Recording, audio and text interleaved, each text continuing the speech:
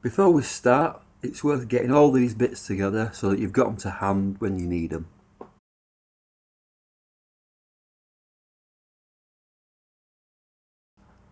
You're also going to need some grey board, some scrim, some buckram or similar to cover your book, and if you decided you want them, headbands.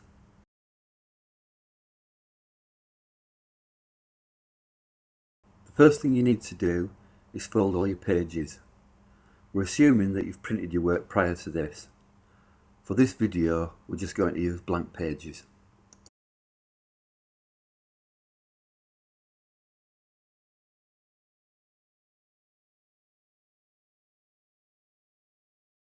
Once you've folded your pages, you need to nest the sections together. Do this with all sections before you continue. Stack all sections and check they are in the right order. Now cut a length of thread. An arm's length should be sufficient. Next, it's the fiddly job of threading your needle. Once you've threaded it, flatten the end a couple of centimetres from the end. Stab the flattened thread and pull the long end until it catches tight on the needle.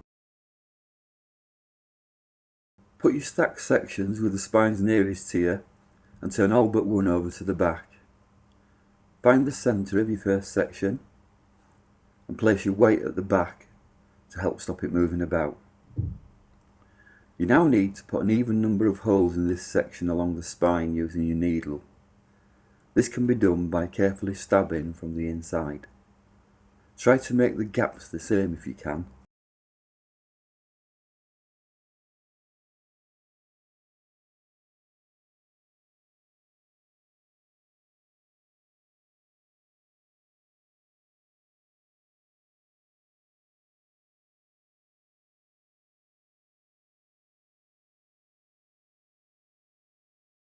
An alternative way of making the holes is to pre-measure and create a guide. This is a more accurate way of making sure that the gaps are equidistant. Now, starting on the outside at either end, go through the first hole and pull the thread through until there's about a finger length left. And then use masking tape to tape the end to the table.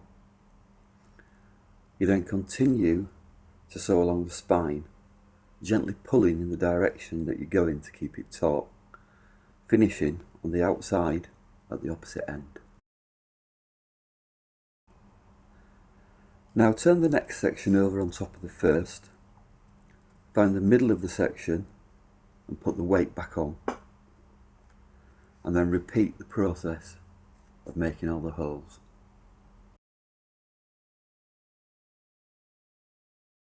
From the end of the first section, you go up into the first hole of the second section, pull it tight.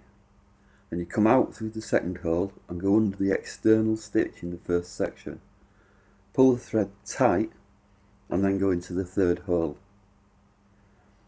You then repeat this process on the subsequent external stitches until you reach the other end, finishing again on the outside.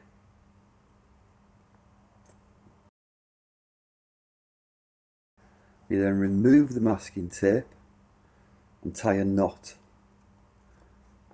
and then you trim off the excess thread, leaving about a centimetre. Bring section 3 over, making sure you simply turn it over towards you and put the weight back on. Then repeat the process of making the holes, and once this is done, go through the first hole, pull tight and come out through the second one. Now go under the external stitch in the second section, making sure you don't also go under the external stitch from the first section. Then continue through hole 3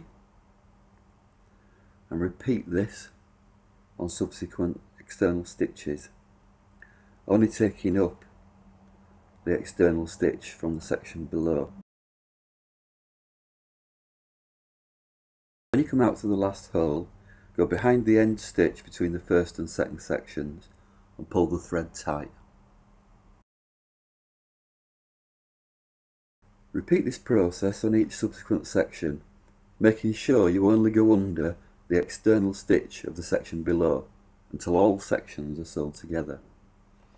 If you run out of thread, simply tie a knot at the end and tie a new piece on.